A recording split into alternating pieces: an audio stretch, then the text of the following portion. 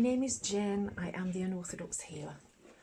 This is a general tarot card reading. It's designed for anybody who has Capricorn as their sun, moon or rising sign, or indeed anywhere in your chart. You can be a cross watcher, you can just have stumbled across this video and you've got nothing to do with Capricorn at all. But you're very welcome either way. Thank you for tuning in. I do gentle tarot. I'm never going to tell you anything dangerous or salacious is going to happen to you. I'm not going to tell you that your granny is going to get kidnapped or that you're going to fall over and break your leg and have to be airlifted to hospital in an ambulance or something. I only take cards that jump out at me like that, and I tend not to read reversals. So this is being recorded the third week in October, and you're very welcome. Astrologically, there is an awful lot of stuff going on.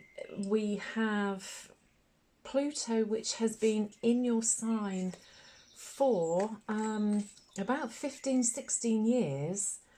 It moved into Aquarius earlier in the year, and then it moved back into Capricorn for its last sort of foray into Capricorn earlier in the I think it was last month. It's going to be staying in your sign until the middle of November, and during that time you absolutely have to get what has not been serving you over those last 15-16 years out of your life. By doing that, you will free yourself and create a new cycle and new opportunities for you, which is going to happen once Pluto moves into Aquarius in the middle of November, and it's going to be there for 20 years. If you haven't cleared out what doesn't serve you and what is holding you back and not making you happy, if you don't do it before the middle of November, that cycle will just continue, unfortunately. So you're being warned. Clear out whatever isn't serving you, what you don't like, the people that aren't making you happy, that aren't fulfilling you, and do it before the 19th of November. Otherwise, we will just continue in the same cycle. I've had a pretty rubbish 15-16 years, so I am trying to do my best to do exactly that so that I can move on. Age of Aquarius is a fantastic time for prosperity, development, new opportunities, new technology, just the coming of a new age. So Capricorn, you've kind of been warned in a really positive, gentle way, I hope, because I only do gentle tarot. So the cards that we have the Ten of Cups with the King of Swords, the Devil with the Ace of Wands, which interestingly I have put upside down. The High Priestess is with the Six of Cups, and the Knight of Wands is with the Seven of Swords, and then we have the Five of Cups. The Nine of Swords is the underlying energy. We look like there's definitely a lot going on for you. The Nine of Swords is you being troubled by something. This lady is uncomfortable, she's upset, there's a lot of passion going on there. She's wearing a beautiful red dress. She's got these crows above her who are all, their crows are emotions, they're the things that trouble you. And there is, as you can see, hopefully you can see, there's a white hawk here. And that's saying that the universe is sending that hawk, they're acting as that hawk to try and encourage you to open your eyes, look up and see that there is help here available for you. And that that the more that you open your eyes and you realise that some of these things that are bothering you and that are keeping you awake at night actually aren't what they appear, then the easier the situation will become for you. The Ten of Cups we have with the King of Swords. The kings and queens and knights are sometimes energies of people that are in your life. The Ten of Cups is the ultimate in happiness.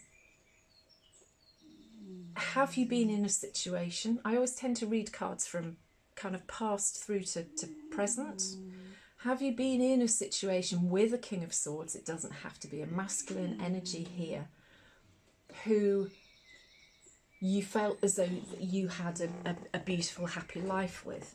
This might also be that this was a happy situation generally that you had, and that because swords are about emotions, and the King of Swords is somebody who's very in tune with his emotions, that you were in a period of your life where you were happy, everything was good, you had all of your ducks in a row, and that you felt as though you were physically on top of this mountain. Nothing fazed you. You had a good view of where you were and where you were going, and you had plans. And the next two cards with the Devil and the Eight of Wands show that perhaps things didn't quite go as they were planned for you. The Ace of Wands is usually a fast-moving card. And the Devil, you can see here that this is the Devil, and he's got this person as a puppet, and he's controlling them. Was the King of Swords controlling you? Was this the energy of the Devil? Were you in a cycle which wasn't a particularly healthy one, but you were in it because you believed at the time that it was bringing you happiness?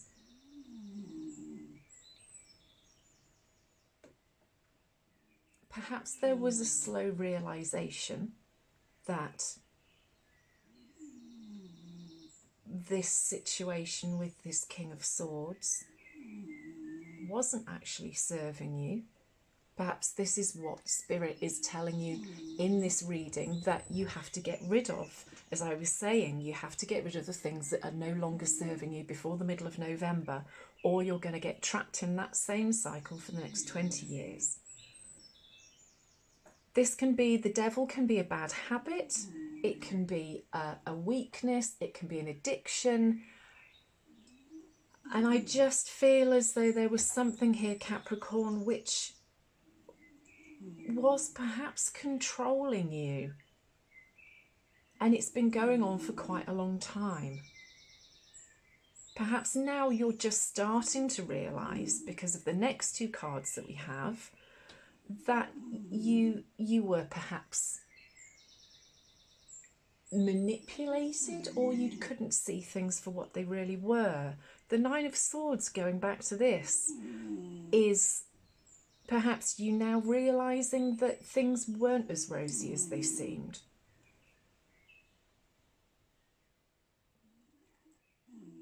The next two cards, these are the only two major arcana cards that we have. The Devil, which is a major arcana cards are stronger, more defined, longer lasting energies within your situation at the moment.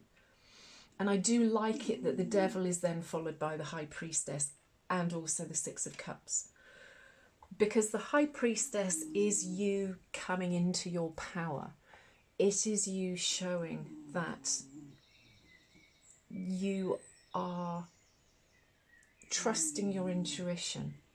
You're trusting, perhaps here, as I was saying, that you need to trust that the universe is here to help you.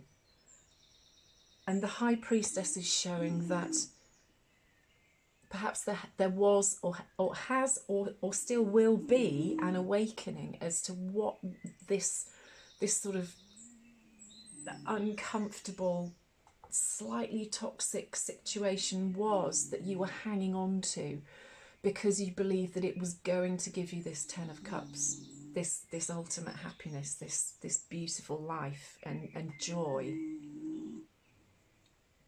The card that we have with the High Priestess is the Six of Cups. And the Six of Cups is usually, you can see that this chap is reminiscing. It's obviously not the same dog, or it'll probably be in the Guinness Book of Records for the longest living dog. But he's reminiscing about the fact that the happiness that he remembers from when he was a boy with a puppy, and is reminiscing.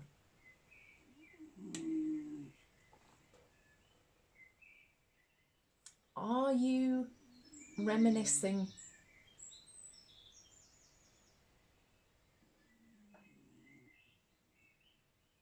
I think that you're reminiscing, but I think that you're reminiscing in a Nine of Swords kind of way. I think that you're starting to look back on this now and you're realising how trapped you were and that this situation did not serve you anymore. Perhaps you're looking back to previous relationships or previous times before this one and thinking that that was what you were hoping to get, but you didn't. But you kind of stuck with it because you did believe that at one point you were going to get that back. The next two cards we have are the Knight of Wands and the Seven of Swords. The Knight of Wands is a card where knights are things that it's usually the Knight of Wands is typically a fast moving knight on a horse charging around, delivering wands to people, and this is showing that you have amazing things coming. There is this happiness here. It's coming. She's looking to the right, and that's the future. The horse is also going, oh, he's having a bit of a rear, and he's excited. And so this shows that once you are trusting your intuition and you're getting away from this situation where you are worrying, you're perhaps just caught in this mental trap of not being able to move forwards because this has been such a, almost sort of like a shock for you, that you've almost gone, oh goodness me, how on earth did I stay in this situation for so long? How could I be so silly? But you know, we all do things that perhaps we shouldn't have done. It's why we're human, and it's why we are here to learn and to learn the lessons and to move on and not, hopefully not make those kind of mistakes and life lessons again. The Seven of Swords is with the Knight of Wands, and the Seven of Swords can, for some tarot readers, show that there's some deceit or there's something underhand going on. I like the Seven of Swords in a different way.